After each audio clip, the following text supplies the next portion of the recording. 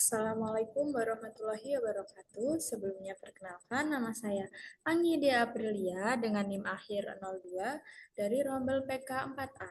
Di sini saya akan menjelaskan soal-soal ujian tengah semester mata kuliah Kimia Organik Fisik. Di sini soal-soal ujian tengah semester ini membahas mengenai reaksi substitusi nukleofilik dari SN1 dan SN2.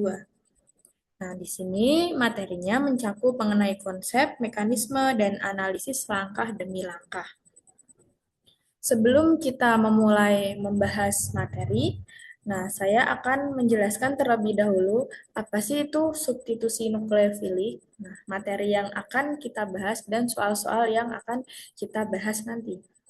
Nah, jadi inti dari reaksi ini merupakan sebuah pertukaran molekuler.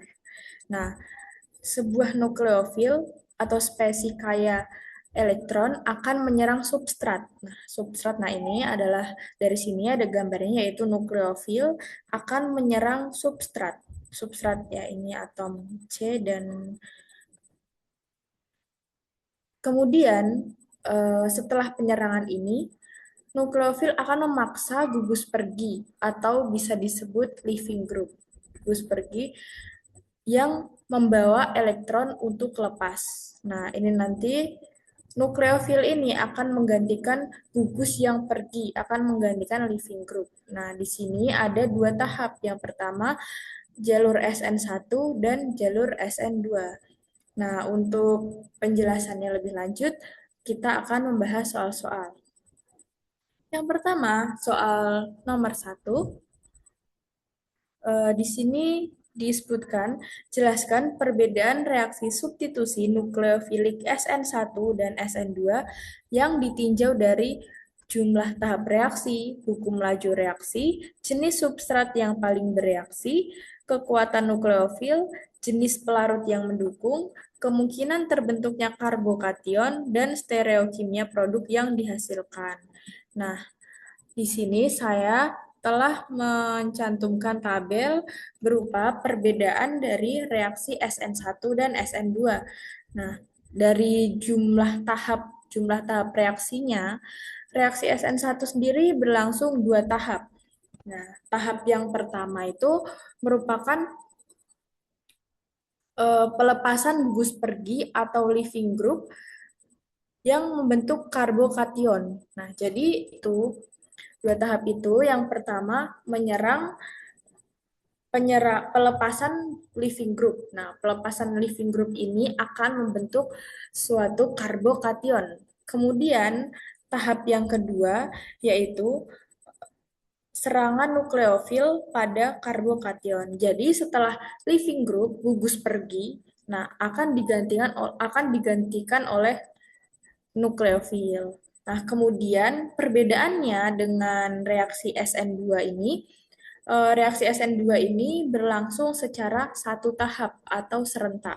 Maksudnya bagaimana? Nah, maksudnya pelepasan nukleofil, serangan nukleofil dan pelepasan gugus atau leaving group ini terjadi secara bersamaan.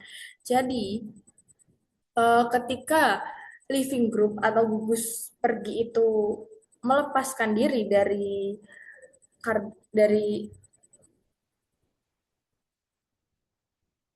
sini, kemudian eh, nukleofil akan menyerang dan menggantikan living group tersebut secara serentak, secara bersamaan. Jadi keduanya itu tidak bertemu. Jadi antara pergi dan datang itu secara bersamaan. Jadi hanya berlangsung satu tahap. Kemudian untuk yang kedua yaitu hukum laju. Nah, untuk hukum laju reaksi dari SN1 sendiri yaitu unimolekuler di mana laju reaksi hanya bergantung pada konsentrasi substrat. Nah, konsentrasi substrat. Jadi ini konsentrasi dan substrat ya. Nah, sedangkan reaksi SN2 yaitu bimolekuler. Bimolekuler ini di mana laju reaksi bergantung pada konsentrasi. Nah, ini pada konsentrasi, pada substrat, dan juga pada nukleofil. Nah, jadi perbedaannya kalau SN1 itu tidak ada nukleofilnya, sementara reaksi SN2 ini ada nukleofilnya. Nah, seperti itu. Kemudian untuk jenis substrat yang paling mudah bereaksi, nah, yang paling mudah bereaksi ini dari SN1 ada tersier, sekunder. Nah, ini dikarenakan laju reaksi mengikuti kestabilan intermediate terbentuk. Sedangkan pada SN2 terjadi metil primer sekunder. Nah, karena mekanisme ini sangat sensitif terhadap hambatan sterik atau kerumitan ruang di sekitar karbon pusat. Jadi, pada reaksi SN2 ini terjadi hambatan sterik, sementara untuk SN1 ini tidak ya. Kemudian untuk kekuatan nukleofil, nah kekuatan nukleofil ini SN1 lemah. Nah, lemah, kenapa lemah? Karena tidak terlalu dipengaruhi oleh kekuatan nukleofil. Nah, nukleofil baru menyerang setelah karbokation terbentuk. Biasanya berjalan baik dengan nukleofil lemah atau netral. Nah, ini nukleofil lemah atau netral ini bisa dari H2O, air, atau juga dari alkohol. Nah, ini rumusnya ROH. Kemudian, reaksi SN2 ini membutuhkan nukleofil yang kuat. Nah, ini kuat. Atau bermuatan negatif. Nah, kenapa? Karena nukleofil harus agresif untuk mendorong keluar gugus pergi. Karena apa? Yang seperti saya jelaskan sebelumnya, bahwa reaksi SN2 ini terjadi serentak, terjadi satu tahap.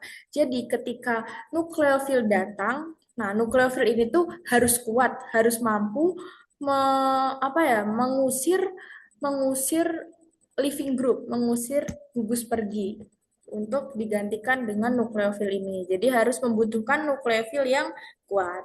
Kemudian dari jenis pelarut yang mendukung, nah jenis pelarut ini dari reaksi SN1 sendiri itu membutuhkan pelarut polar protik. Nah, misalnya polar protik itu bisa disebutkan H2O atau air, nah itu bisa. Terus juga alkohol itu juga termasuk polar protik. Nah, pelarut ini digunakan untuk menstabilkan karbokation dan anion gugus pergi yang terbentuk melalui ikatan hidrogen. Sementara pada reaksi SN2 ini menggunakan pelarut polar aprotik. Nah, polar aprotik itu bisa dicontohkan apa ya? Itu polar aprotik itu aseton. Nah, ya, itu salah satu contoh dari pelarut polar aprotik. Nah, pelarut ini akan melarutkan kation nukleofil tanpa menyelubungi atau mensolvasi anion nukleofil secara kuat sehingga anion tersebut tetap reaktif. Nah, jadi polar aprotik ini tuh tidak menghalangi nukleofil untuk menyerang dan mendorong gugus pergi untuk keluar ion dari gugus C. Kemudian kalau protik tadi tuh membantu menstabilkan ion karena harus membentuk itu dulu tadi apa? eh, Harus membentuk karbokation dulu. Nah, kemudian untuk pelarut, kemudian intermediat. Nah, intermediat tuh kemungkinan terbentuknya kemungkinan terbentuknya karbokation. Nah, ya, kalau reaksi SN1 tadi jelas akan terbentuk karbokation. Kenapa? Karena ketika nukleofil menyerang, ketika gugus pergi atau ketika living group, nah akan senyawanya itu tuh akan membentuk karbokation. Nah, jadi membentuk karbokation dulu, kalau udah terbentuk karbokation, maka nukleofil akan menyerang. Nah, sementara reaksi SN2 ini tidak ada karena hanya keadaan transisi. Ketika living group terjadi itu bersama dengan penyerangan nukleofil. Kemudian untuk stereokimia produk yang dihasilkan dari SN1 sendiri, SN1 sendiri itu adalah campuran rasemat. atau retensi dan inversi. Nah, karena karbokation yang terbentuk itu berbentuk datar atau planar. Nah, nukleofil dapat menyerang dari kedua sisi, dari depan bisa, dari belakang bisa, dengan peluang yang sama, dan menghasilkan campuran enantiomer. Sementara pada reaksi SN2, nah, pada reaksi SN2 ini akan terjadi 100% inversi konfigurasi. Nah, inversi konfigurasi itu bisa dijelaskan bahwa nukleofil yang akan menyerang itu wajib menyerang dari belakang. Nah, dari belakang atau berlawanan dengan gugus pergi. Nah, sehingga konfigurasi molekul akan berbalik seperti payung yang tertiup angin. Ada gambaran nggak? Nah, misal, seumpamanya dari ini senyawanya, kemudian living group ada di depan. Living group ada di depan.